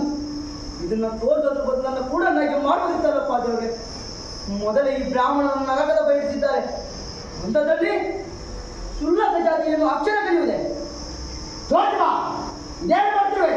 ಅಕ್ಷರಗಳನ್ನು ಕಲಿಸುತ್ತಿದ್ದೆ. ಅದನ್ನು ಮಾಡಬೇಡ, ಅದು ಧರ್ಮದ್ರೋಹದ ಕೆಲಸ ಅಂತ ನಾನು ಇದರಿಂದ ನಿಮಗೆ ಹೇಳಿದ್ದೆ. ಅಪ್ಪ, ಈಗ ನಾನೇನು ಮಾಡುತ್ತೇನೆ ಅನ್ನೋದನ್ನು ಮಾಡದಿದ್ದರೆ ಧರ್ಮದ್ರೋಹದ ಕೆಲಸವಾಗುತ್ತದೆ. ನೋಡಿ, ಶೂದ್ರನು 4 ಅಕ್ಷರ ಕಲಿತರೆ ಹೇಗೆ ರಾಕ್ಷಸನಾಗುತ್ತಾನೆ ಎಂದು ಮನು ಧರ್ಮಶಾಸ್ತ್ರದಲ್ಲಿ ಈಗಾಗಲೇ ಹೇಳಿದ್ದಾನೆ. ನಾನಿಲ್ಲಿರುವುದೇ ಮಹಾಪಾಪ. ನೋಡ, ನಿನ್ನ ಈ ಕೃತ್ಯದಿಂದ ಸಾಕ್ಷಾತ್ ಭೂಸುರನೇ ಓಡಿ ಹೋದ. ಅಪ್ಪ, ಅವನು ಭೂಸುರೇನೆಂದು ನಿನಗೆ ಯಾರು ಹೇಳಿದರು? ಮತ್ತೆ ಅವರು ಓಡಿ ಹೋದರೆ ನಿನಗೇಕೆ ಕಷ್ಟ ಬರುತ್ತದೆ? ಬ್ರಾಹ್ಮಣರು ಭೂಮಿಯ ಮೇಲೆ ದೇವರಲ್ಲವೇ? ಹಾಗೆಂದು ಹೇಳಿದವರು ಯಾರು? ನೀಲಕಂಠ ಶಾಸ್ತ್ರಗಳು ಹಾಗೆ ಹೇಳಿದರು. ಸ್ವತಃ ದೇವರೇ ಬಂದವರಿಗೆ ಹೇಳಿದರಂತೆ. ಎಂತೆಂಥವರು ದೇವರನ್ನು ಹುಡುಕುತ್ತಾ ಕಾಡು ಮೇಡು ಅರಿಯುತ್ತಿರುವಾಗ ಈ ನೀಲಕಂಠ ಶಾಸ್ತ್ರಿಗಳಿಗೆ ದೇವರು ಭೇಟಿಯಾಗಿದ್ದನೆಂದರೆ ಸಾಮಾನ್ಯ ಸಂಗತಿಯೇ. ಅದನ್ನು ನೀನು ನಂಬಿಬಿಟ್ಟೆಯಲ್ಲ. ಶೂದ್ರರ ನಂಬುಗುಣವನ್ನು ಅವರೆಲ್ಲರೂ ದುರುಪಯೋಗ ಪಡಿಸಿಕೊಳ್ಳುತ್ತಿದ್ದಾರೆ. ಹಾಗಾದ್ರೆ ಸುಳ್ಳು ಅಂತ್ಯಾ? 100ಕ್ಕೆ 100ರಷ್ಟು ಸುಳ್ಳು. ಈ ಜನ ಸುಳ್ಳಿನ ಕಥೆಗಳನ್ನು ಹೇಳುತ್ತಾ ನಮ್ಮನ್ನು ದಿಕ್ಕು ತಪ್ಪಿಸುತ್ತಿದ್ದಾರೆ. ಅವರ ಈ ಮೋಸದ ಬಲೆಯಲ್ಲಿ ನಾವು ಸಿಕ್ಕಿಕೊಂಡಿದ್ದೇವೆ. ಬಾ, ನಾನು ನೀನು ಅಕ್ಷರ ಕಲಿಯೋದನ್ನ ಒಪ್ಪಿದ್ದೆ, ಆದ್ರೆ ಸಾವಿತ್ರಿಗೂ ಅಕ್ಷರ ಕಲಿಸುವ ಮೂಲಕ ಧರ್ಮದ್ರೋಹದ ಕೆಲಸ ಮಾಡ್ತಿದೆ ಅಂತಿದೆ. ಕೂಡಲೇ ನಿಲ್ಸು.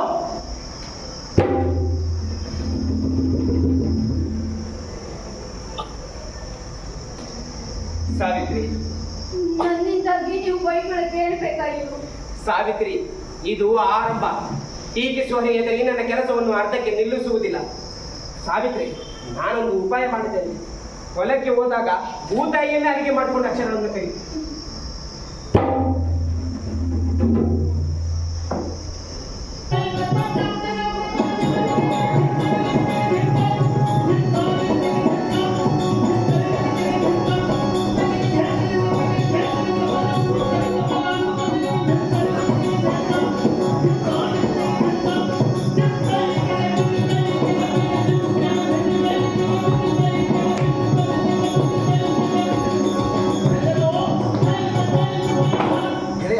ಹೀಗೆ ಹೊಲದಲ್ಲಿ ಅಕ್ಷರಗಳ ಅಭ್ಯಾಸ ಆರಂಭವಾಯಿತು. ಸಾವಿತ್ರಿಯ ಗ್ರಹಣಶಕ್ತಿ ಚೆನ್ನಾಗಿತ್ತು, ಒಂದೇ ಬಾರಿಗೆ ಕಲಿಯುತ್ತಿದ್ದಳು. ಎಲ್ಲವನ್ನು ಗಮನಿಸಿದ ಸುಗುಣಾಬಾಯಿ ತನಗೂ ಅಕ್ಷರಗಳ ಕಲಿಸುವುದು ತುಂಬಾ ಗೊತ್ತಿದ್ದಳು. ಅಯ್ಯೋ, ಅಷ್ಟು ಮಾತ್ರವಲ್ಲಪ್ಪ, ಹೊಲದಲ್ಲಿ ಕೆಲಸ ಮಾಡುತ್ತಿದ್ದ ರೈತರ ಮಕ್ಕಳು ಸಹ ಅಕ್ಷರ ಕಲಿಯಲು ಮುಂದಾದರು. ಈ ಎಂದು ದಾಂಧಲೆ ಎಬ್ಬಿಸುತ್ತಿದ್ದರು. ಅದೇ ಮಾರ್ಗದಲ್ಲಿ ಹೋಗುತ್ತಿದ್ದ ತಲಾಟಿ ಕುಲಕರ್ಣಿ ಮತ್ತು ದೇಶಪಾಂಡೆ ಗದ್ದರು ಕೇಳಿ ಕುತೂಹಲದಿಂದ ಈ ದೃಶ್ಯ ನೋಡಿ ಸ್ತಂಭೀಭೂತನಾಗುವುದು. ಆಮೇಲೆ ನೋಡಿ ನಡೆ ಹೋಗೋಣ.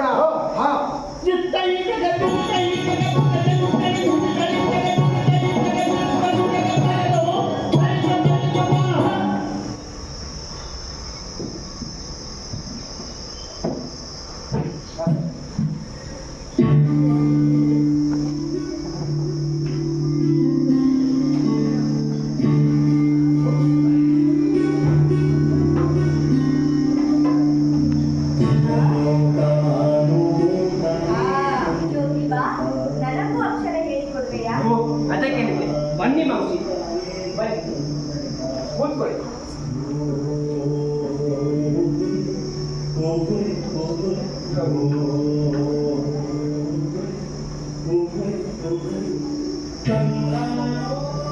ಆ?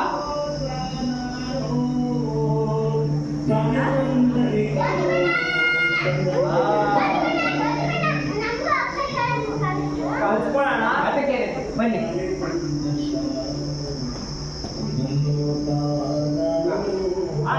ಯಾರಿನಲ್ಲಿ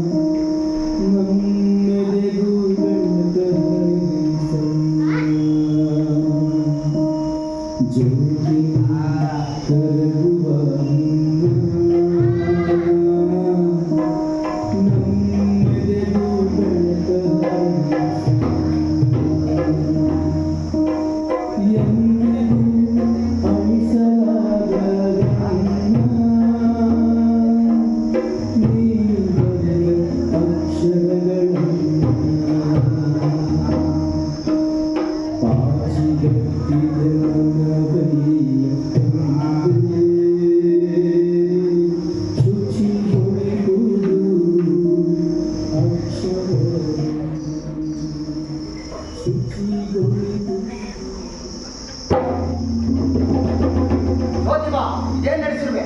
ಅವರಿಗೆ ಅಕ್ಷರಗಳ ಬಗ್ಗೆ ಪರಿಚಯ ಮಾಡಿಸುತ್ತಿದ್ದೆ. ನೀನಂತೂ ಧರ್ಮದಂಡ. ನಿನ್ನಿಂದ ಈ ಮೂರ್ತ ಜನರು ನರಕಕ್ಕೆ ಹೋಗುವರು. ತಲಾಟಿ ಕಾಕ, ಹೇಳಿ, ನಾನು ಮಾಡಿದ ಧರ್ಮದ್ರೋಹದ ಕೆಲಸವೇನು? ಮತ್ತೆ ಇವರೇ ನರಕಕ್ಕೆ ಹೋಗಬೇಕು? ಯಾಕಂದ್ರೆ ನೀನು ಮಾಡ್ತಿರೋದು ಧರ್ಮದಂಡನ ಕೆಲಸ. ಅದರಲ್ಲಿ ಇವರೆಲ್ಲ ಭಾಗಿಗಳು. ಇವರಿಗೆಲ್ಲ ನರಕ ಪ್ರಾಪ್ತಿ ನಿಶ್ಚಿತ. ತಲಾಟಿ ಕಾಕ, ನಾನು ಯಾವತ್ತೂ ಧರ್ಮದಂಡನ ಕೆಲಸವೂ ಮಾಡಿಲ್ಲ. ಹಾಗಾದ್ರೆ ಇದೇನು ಜ್ಯೋತಿಬಾ? ಅಕ್ಷರಗಳು ತಲಾಟಿ ಕಾಕ, ಅಕ್ಷರಗಳು ಸರಸ್ವತಿಯ ಪ್ರತೀಕಗಳ ಬಗ್ಗೆ ಅಪದ ಆಡಬೇಕು. ನಾನು ಅದನ್ನೇ ಹೇಳ್ತಿದ್ದೀನಿ, ನಿನ್ನ ಮಲಿನ ಕೈಗಳಿಂದ ಸರಸ್ವತಿಯನ್ನು ಮುಟ್ಟಿ ಮಲಿನ ಮಾಡಬೇಡ ಅಂತ. ಅವುಗಳನ್ನು ಬರೆಯುವ ಮೊದಲು ನನ್ನ ಕೈಗಳನ್ನು ನೀರಿನಿಂದ ಸ್ವಚ್ಛ ಮಾಡಿಕೊಂಡು. ಮೂರ್ಖ, ನೀರಿನಿಂದ ಕೈ ತೊಳೆದುಕೊಂಡರೆ ಅವು ಸ್ವಚ್ಛವಾಗಿ ಬಿಡುತ್ತಾವೇನು? ಎಲ್ಲಾ ಸಮುದ್ರಗಳ ನೀರಿನಿಂದ ಕೈ ತೊಳೆದುಕೊಂಡರೂ ಶೂದ್ರನಾದ ನಿನ್ನ ಕೈಗಳು ಯಾವತ್ತೂ ಶುದ್ಧವಾಗುವುದಿಲ್ಲ. ನೀನು ಹುಟ್ಟ ಶೂದ್ರ ಮುಂದೆದು. ಮುಂದಿನ ಜನ್ಮದಲ್ಲಿ ಹಂದಿಯಾಗಿ ಹುಟ್ಟುತ್ತೀಯ. ಓಹೋ, ವರಾಹ ಸಾಕ್ಷಾತ್ ವಿಷ್ಣುವೆ ಹಂದಿಯಾಗಿ ಹುಟ್ಟಿದ ಕಥೆ ತಮಗೆ ಗೊತ್ತಿದೆ ಅಂದುಕೊಂಡಿದ್ದೆ. ಅದು ಹಂದಿಯನ್ನು ವರಾಹ ವರಾಹ ವರಾಹ ವರಾಹ. ಸಂಸ್ಕೃತದಲ್ಲಿ ವರಾಹ, ನಮ್ಮ ಭಾಷೆಯಲ್ಲಿ ಅದು ಹಂದಿ. ಬಹುಶಃ ಎರಡೂ ಭಾಷೆಗಳ ನಡುವಿನ ಅರ್ಥ ತಮಗೆ ಗೊತ್ತಿದೆ ಅಲ್ಲವೇ? ಅದೆಲ್ಲ ಪುರಾಣದ ಕಥೆ. ನಿನಗೇನು ತಿಳಿಯಬೇಕು? 4 ಅಕ್ಷರಗಳನ್ನು ಓದಿದ ನಿನ್ನ ತಲೆ ಕೆಟ್ಟಿದೆ. ನಿನಗೆ ಮೋಕ್ಷ ದೊರೆಯುವುದಿಲ್ಲ. ಖಂಡಿತ ಹಾಳಾಗೋಗ್ತೇ ಜ್ಯೋತಿಬಾ. ತಲಾಟಿ ಕಾಕ, ನಾನು ಯಾವತ್ತೂ ಧರ್ಮದ್ರೋಹದ ಕೆಲಸವೂ ಮಾಡಿಲ್ಲ.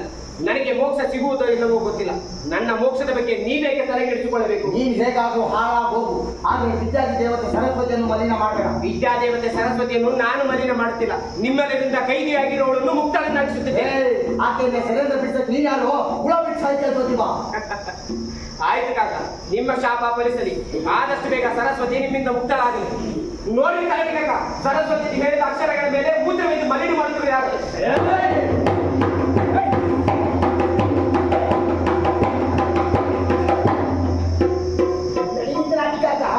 ಈ ಸೂತ್ರ ಮುಂದೆ ಮುಟ್ಟಿ ಮನೆಯ ಮನೆವು ಮೊದಲು ಹೊಡೆಯಬೇಕು. ನಡೀನಿ.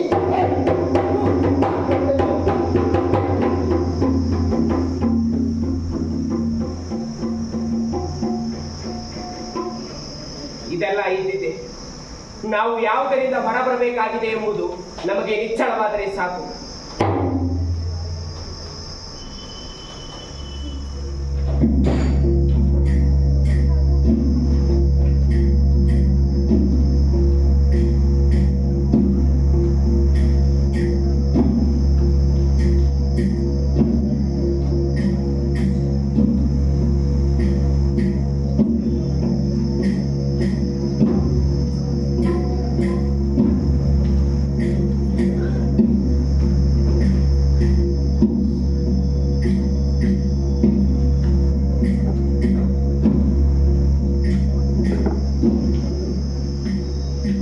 ಜ್ಯೋತಿಬಾ ಧರ್ಮ ಕೆಡಿಸುತ್ತಿದ್ದಾನೆ.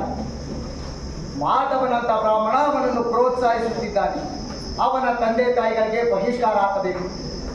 ಅಷ್ಟು ಮಾತ್ರವಲ್ಲ, ಬುಧವಾರವಾಡಿಯ ಸರ್ಕಾರಿ ಶಾಲೆಯಲ್ಲಿ ಓದುತ್ತಿರುವ 6 6 ವಿದ್ಯಾರ್ಥಿಗಳ ತಂದೆ ತಾಯಿಗಳಿಗೆ ಧಮಕಿ ಹಾಕಬೇಕು.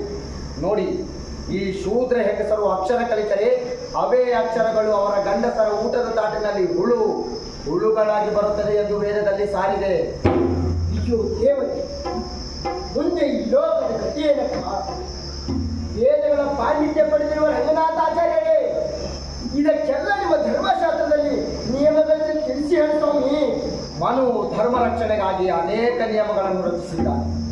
ಆ ನಿಯಮಗಳು ಸಮಾಜದ ಒಳಿತಿಗಾಗಿಯೇ ರೂಪಿಸಲ್ಪಟ್ಟವುಗಳು. ಬ್ರಾಹ್ಮಣನ ಸರಿಸಮಾನವಾಗಿ ಆಸೀನರಾಗುವ ಶೂದ್ರನಿಗೆ ಸ್ವಂಟದಲ್ಲಿ ಬರೆ ಹಾಕಿ ಊರಾಚೆ ಕೂಡಬೇಕೆಂದು ಹೇಳಿದ್ದಾನೆ. ಜ್ಯೋತಿಬಾ ಬ್ರಾಹ್ಮಣ ಸಮುದಾಯವನ್ನು ಬೈದು ಅವಮಾನಿಸುತ್ತಿದ್ದಾನೆ. ಬ್ರಾಹ್ಮಣರು ಈ ದೇಶದ ಶತ್ರುಗಳು ಎಂದು ಬಿಂಬಿಸುತ್ತಿದ್ದಾನೆ. ಜ್ಯೋತಿಬಾನ ಕಮ್ಮುಕಿನಿಂದ ಅಕ್ಷರ ಕಲಿಯಲು ಬಂದಿರುವ 2 ಶೂದ್ರ ಹೆಂಗಸರು ಧರ್ಮದ್ರೋಹಿಗಳು. ಹೌದೌದು, ಧರ್ಮದ್ರೋಹಿಗಳಷ್ಟೇ ಅಲ್ಲ, ದೇಶದ್ರೋಹಿಗಳು ಕೂಡ. ರಾಷ್ಟ್ರಕ್ಕೆ ಧರ್ಮದ ಮಾರ್ಗದಲ್ಲಿ ನಡೆದರೆ ಮಾತ್ರ ಅದು ಸರಿದಾರಿಯಲ್ಲಿ ಚಲಿಸುತ್ತದೆ, ಇಲ್ಲದಿದ್ದರೆ ಅದು ಅವ್ಯವಸ್ಥೆ ಆಧಾರವಾಗುತ್ತದೆ. ಯಾವುದೇ ಶುಭ ಕಾರ್ಯಕ್ಕೆ ಸ್ತ್ರೀ ವರ್ಜಳು, ಅದರಲ್ಲೂ ಅವಳು ಅಕ್ಷರಗಳನ್ನಂತೂ ಮುಟ್ಲೇಬಾರದು. ಈ 2 ಹೆಂಗಸರನ್ನು ಬೀದಿಯಲ್ಲಿ ಹೊಡೆದರೂ ಅದು ಧರ್ಮಕ್ಕೆ ಸಂಗಜಯವಾಗುತ್ತದೆ. ಆದರೆ ನಾನು ಸಾವಿತ್ರಿ ಮತ್ತು ಸುಗುಣಬಾಯರನ್ನು ಬೀದಿ ಹೊಡೆಯುತ್ತೇನೆ. ಈಗ ದೇಶದಲ್ಲಿರುವುದು ಇಂಗ್ಲಿಷರ ಸರ್ಕಾರ. ಪೇಶ್ವೆಗಳ ಆಡಳಿತದಲ್ಲಿ ನಾವು ಹೇಳಿದ್ದೆಲ್ಲ ನಡೆಯುತ್ತಿತ್ತು. ಆದರೆ ಈಗ ಪರಿಸ್ಥಿತಿ ಬಿಗಡಾಯಿಸಿದೆ. ಗವರ್ನರ್ ಜನರಲ್ ಲಾರ್ಡ್ ವೆಲ್ಲೆಸ್ಲಿ ಸತಿ ಪದ್ಧತಿ, ಶಿಶು ಹತ್ಯೆ, ಬಾಲ್ಯ ವಿವಾಹಗಳನ್ನು ನಿಷೇಧಿಸಿ ಕಾಯ್ದೆ ತಂದಿದ್ದಾನೆ. ಆಂಗ್ಲರೇ ಎಲ್ಲೆಡೆ ಶಾಲೆಗಳನ್ನು ತೆರೆಯುತ್ತಿದ್ದು ಅದರಲ್ಲಿ ಶೂದ್ರ ಹುಡುಗರನ್ನು ಸೇರಿಸಿಕೊಳ್ಳುತ್ತಿದ್ದಾರೆ. ಸಾವಿತ್ರಿ ಸುಗುಣಾಬಾಯಿ ಸೇರಿರುವುದು ಕಂಪನಿ ಸರ್ಕಾರದ ಶಾಲೆಗೆ. ನಾವು ಈಗ ಏನಾದರೂ ಮಾಡ ಹೊರಟರೆ ಅದು ನಮ್ಮ ಬುಡಕ್ಕೆ ಬರುತ್ತದೆ. ನಾವು ಹುಷಾರಾಗಿ ಕೆಲಸ ಮಾಡಬೇಕಾಗುತ್ತದೆ. ಹಾಗಾದರೆ ಈಗೇನು ಮಾಡೋಣ? ಜಗದ್ಗುರು ಆಚಾರ್ಯರ ಬಳಿಗೆ ಹೋಗಿ ಇದಕ್ಕೆಲ್ಲ ಮಾರ್ಗಗಳನ್ನು ಕೇಳೋಣ. ನಡೆ.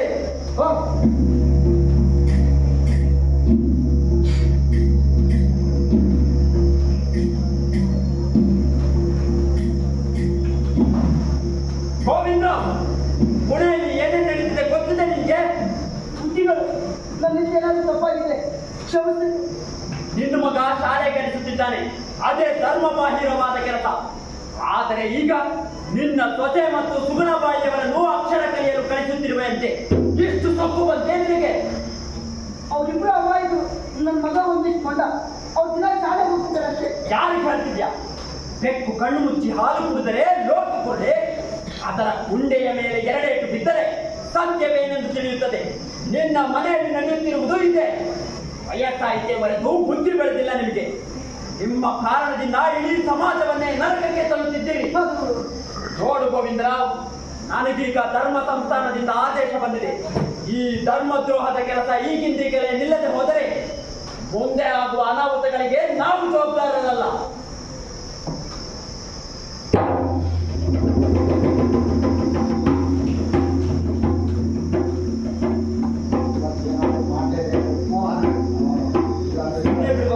ಇವತ್ತು ಮಾತ್ರ ಸುಮ್ಮನೆ ಬಿಡಬಾರ್ದು. ಅಧ್ಯಾಯ ಹೋಗಿದ್ದು 1 ದಿನ 2 ದಿನ ಅಲ್ಲೋಡು, ಸಾವಿತ್ರಿ ಸಾಬ್ರು ಹುಡುಗಿನ ಜೊತೆ ಕರ್ಕೊಂಡ್ ಬರ್ತಿದ್ದಾಳೆ. ಒಂದ್ರ ಜೊತೆ ಇನ್ನೊಂದು. ಇವಳು ಉಸ್ಮಾನ್ನ ತಂಗಿ ಅಲ್ವೇನೋ? ಹೌದಪ್ಪ, ಅದೇ ನಮ್ಮ ಕಾಟ ಒಬ್ಬಳೆ ತಡೆಯಕ್ಕಾಗದೆ ಜೊತೆಗೊಬ್ಬಳೆ ಕಡೆಯಿಂದ ಒಳ್ಳೆ. ಇವ್ರನ್ನ ನಾವು ಸುಮ್ಮನೆ ಬಿಡ್ತೀವಿ. ಫಾತಿಮಾ, ನಿನ್ನ ಹಣೆ ಬರೋನು ಕೆಟ್ಟಿದೆ ಬಿಡು. ಇವಳ ಜೊತೆ ಯಾಕೆ ಬಂದೆ? ಮನೆ ಕೆಲಸ ಇಲ್ವಾ? ಭಯ, ಹಾಗೆಲ್ಲ ಮಾತಾಡ್ಬೇಡಿ.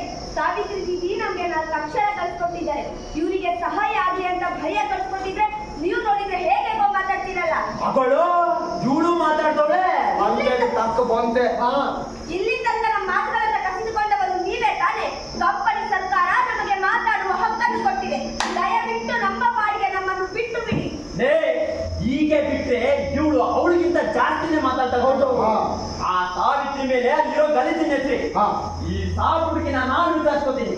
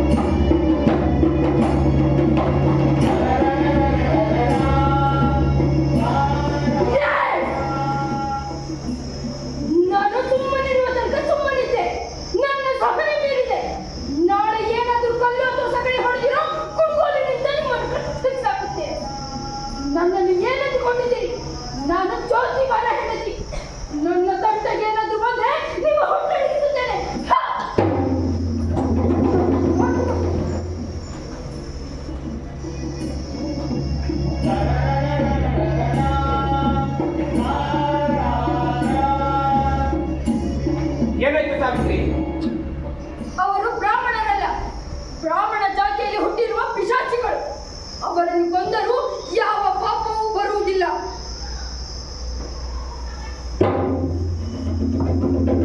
ಗೆಳೆಯ, ಓ ಗೆಳೆಯ, ಓ ಗೆಳೆಯ, ಗೆಳೆಯ. ಸಾವಿತ್ರಿ ಕಿಡಿಗೇಡಿಗಳ ಮೇಲೆ ಹರಿಹಾಯ್ದು ಏರಿಕೊಟ್ಟಾಳೆಂಬ ವಿಚಾರ ಲಂಡನ್ವರೆಗೂ ಪಸರಿಸಿತು. ಪೆಟ್ಟು ತಿಂದವರು ಅವಮಾನದಿಂದ ಊರನ್ನೇ ಬಿಟ್ಟು ಹೋದ್ರು. ಅಯ್ಯೋ ಗೆಳೆಯ, ಇನ್ನು ನಮ್ಮ ಪ್ರಮಾಣ ಸಾಕಪ್ಪ. ತಾಯಿ ಸಾವಿತ್ರಿ ಬಾಯಿ ಅನುಭವಿಸಿದ ತನ್ನ ಕಥೆಯನ್ನು ತಾನೇ ಹೇಳಿಕೊಳ್ಳಲಿ. ನಾವು ಕಣ್ಣಾಗುವ ಕಿವಿಯಾಗುವ. ಹಾ, ಆದರೂ ಬಿಡೆಯವರ ವಿಚಾರದಲ್ಲಿ ಬ್ರಾಹ್ಮಣರ ಸಮಾಜದ ಧರ್ಮ ಮಾತಾಡಲು ಕೊಟ್ಟ ಕಿರುಕುಳ ವಿವರಿಸಲೇಬೇಕು. ಸರಿ ಹೇಳು. ನಾವೇನ ತಪ್ಪು ತಿಳಿದಿದ್ದೇವೆ. ಬ್ರಾಹ್ಮಣರನ್ನ ಕೆಟ್ಟವರು ಅಂತ. ಆದರೆ ಸಾವಿತ್ರಿಬಾಯಿ ಜ್ಯೋತಿಬಾ ಅವರಿಗೆ ನೆರವಾದವರಲ್ಲಿ ಅನೇಕ ಬ್ರಾಹ್ಮಣರಿದೆಯಾ? ಹೌದು ಗೆಳೆಯ. ಜ್ಯೋತಿಬಾನ ಇನ್ನೊಬ್ಬ ಗೆಳೆಯ ವಿಷ್ಣು ಪಂತ, ಅವನು ಕೂಡ ಶಿಕ್ಷಕನಾಗಿ ಸೇರಿಕೊಂಡ. ವಾಳ್ಬೇಕಾರ, ಗಾವಂದೆ, ಇನ್ನೂ ಮುಂತಾದವರು ಅವರ ಬೆಂಬಲಕ್ಕಿದ್ದರು. ಅಯ್ಯೋ, ಕತೆ ಹೇಳಿದ್ರೆ ಬೇಕಾದಷ್ಟು ಹೇಳ್ಬೋದು. ಹೌದು, ಒಂದೇದಿಂದ ಕತೆ ಮುಗಿಯೋದಲ್ಲ. ಇಲ್ಲ, ಸಾವಿರಾರು ವರ್ಷಗಳ ಸೆರೆವಾಸ 1 ಶತಮಾನದಲ್ಲಿ ವಿಮೋಚನೆ ಆಗ್ತದೆ. ತಾಯಿ ಸಾವಿತ್ರಿ ಬಾಯಿ ಜ್ಯೋತಿಬಾ ಹಚ್ಚಿದ ಕಿಡಿ ಹೇಗೆಲ್ಲ ವ್ಯಾಪಿಸಿತು ಅಂತ ನೋಡೋಣ ನಡೆ.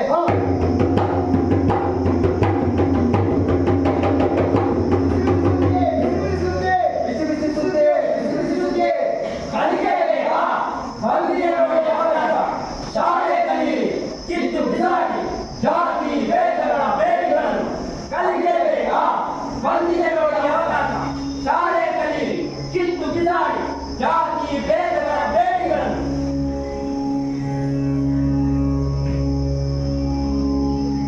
ಯಶಸ್ವಿ ಗಂಡಿನ ಹಿಂದೆ ಹೆಣ್ಣು ಅಂತಾರೆ.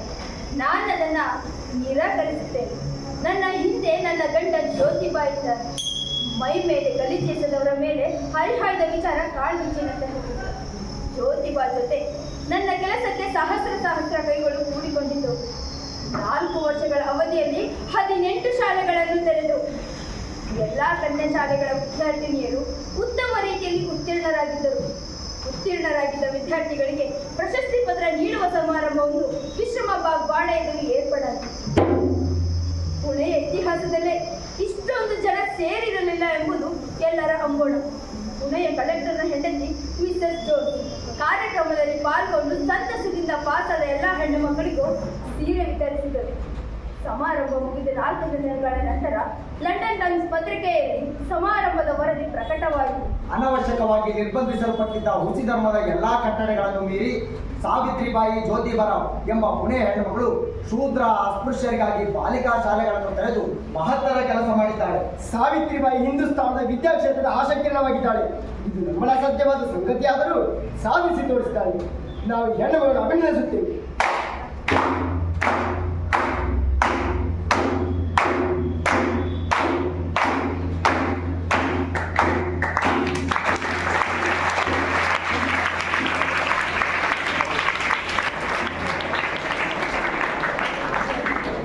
ಹೀಗೆ ಜನ ನನ್ನನ್ನು ಸರಸ್ವತಿಯ ಸ್ವರೂಪ ಎಂದರು. ವಿನಯದಿಂದ ನಾನು ಅದನ್ನು ನಿರಾಕರಿಸಿ ನನ್ನನ್ನು ಮೂರ್ತಿ ಮಾಡಿ ಪೂಜಿಸಬೇಡಿ, ನಾನು ಸರಸ್ವತಿಯಾಗಲೊಲ್ಲೆ ಎಂದು ಸ್ಪಷ್ಟವಾಗಿ ತಿಳಿ ಹೇಳಿದೆ.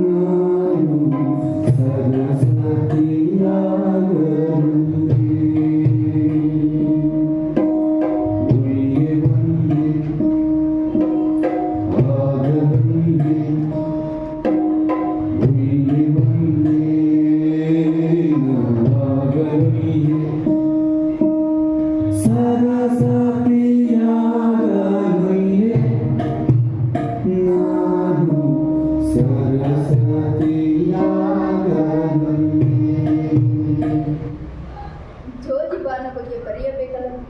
ಅವ ನನಗೆ ನಿಜ ಜ್ಯೋತಿಯೇ. ಎಷ್ಟು ಮಂದಿ ಹೆಣ್ಣು ಮಕ್ಕಳಿಗೆ ಜ್ಯೋತಿ ಅಂತ ಪತಿ ಸಿಗುತ್ತಾನೆ. ನನ್ನ ಸಂಕಲ್ಪ ಶಕ್ತಿಗೆ, ನನ್ನ ತೇಜೋಭಿವೃದ್ಧಿಗೆ, ನನ್ನ ಶ್ರೇಯಸ್ಸಿಗೆ ಜ್ಯೋತಿಬಾ ಕಾರಣ. ಅವಿಶ್ರಾಂತ ಅಡ್ಡಾಟ, ಅನನ್ಯ ತತನ, ಒತ್ತಡದ ಜೀವನದಿಂದಾಗಿ ಅವನ ಆರೋಗ್ಯ ಕೆಡಲಾರಂಭಿಸಿತು. ಅವನಿಗೆ 60 ತುಂಬಿದಾಗ ಅವನ ಗೆಳೆಯರು ಅಭಿಮಾನ ಬಳಗ ಸತ್ಕರಿಸಲು ದೊಡ್ಡ ಸಭೆಯೊಂದನ್ನೇ ಏರ್ಪಡಿಸಿದರು. ಇಬ್ಬರನ್ನು ಕೊಳ್ಳಿರಿಸಿಯೇ ಸನ್ಮಾನಿಸಿದರು. ಅದಾಗಲೇ ಸಾರ್ವಜನಿಕ ಸತ್ಯ ಧರ್ಮ ಎಂಬ ಪುಸ್ತಕ ಬರೆದಿದ್ದ. ದಿನದಿಂದ ದಿನಕ್ಕೆ ಅವನ ಆರೋಗ್ಯ ಕೆಡುತ್ತಿದ್ದು ಒಂದು ದಿನ ಅವನ ಬಲಪಾರ್ಶ್ವಕ್ಕೆ ಲಕ್ವ ಹೊಡೆಯಿತು. ನಾನಾಗ ಅವನ ಬಲಗೈಯಾದ. ಮತ್ತೊಮ್ಮೆ ಹೊಡೆದ ಲಕ್ವ ಜ್ಯೋತಿಬಾನನ್ನು ಮತ್ತಷ್ಟು ನಿತ್ರನನ್ನಾಗಿಸಿತು. ಮಗ ಯಶವಂತ ಮತ್ತು ನನ್ನನ್ನು ಬಿಟ್ಟು ಜ್ಯೋತಿಬಾ ಹೊರಟೆ ಹೋದ. ज्योतिवान प्रिय कांते सावित्री नमकृत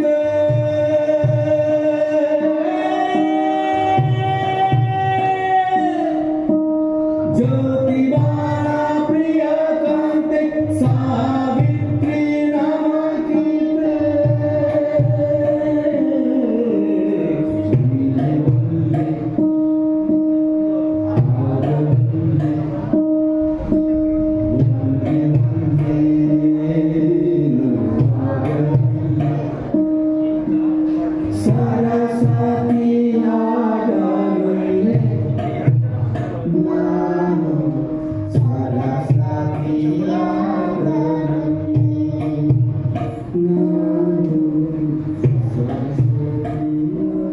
ಜ್ಯೋತಿಬಾನ ಪುರೋಹಿತಶಾಹಿ ಮತ್ತು ಗುಲಾಮಗಿರಿ ಕೆಲಸದ ಬಗ್ಗೆ ಪೂರ್ಣಗೊಂಡಿರಲಿಲ್ಲ. ಸಂಪೂರ್ಣ ಮಾಹಿತಿ ಟಿಪ್ಪಣಿಗಳನ್ನು ನನ್ನಿಂದಲೇ ಮಾಡಿಸಿದ್ದ. ಅರ್ಧಕ್ಕೆ ನಿಂತಿದ್ದ ಅವನ ಸತ್ಕಾರ್ಯವನ್ನು ಪೂರ್ಣಗೊಳಿಸಿಯೇ ನಾನು ಹೋಗುವುದು.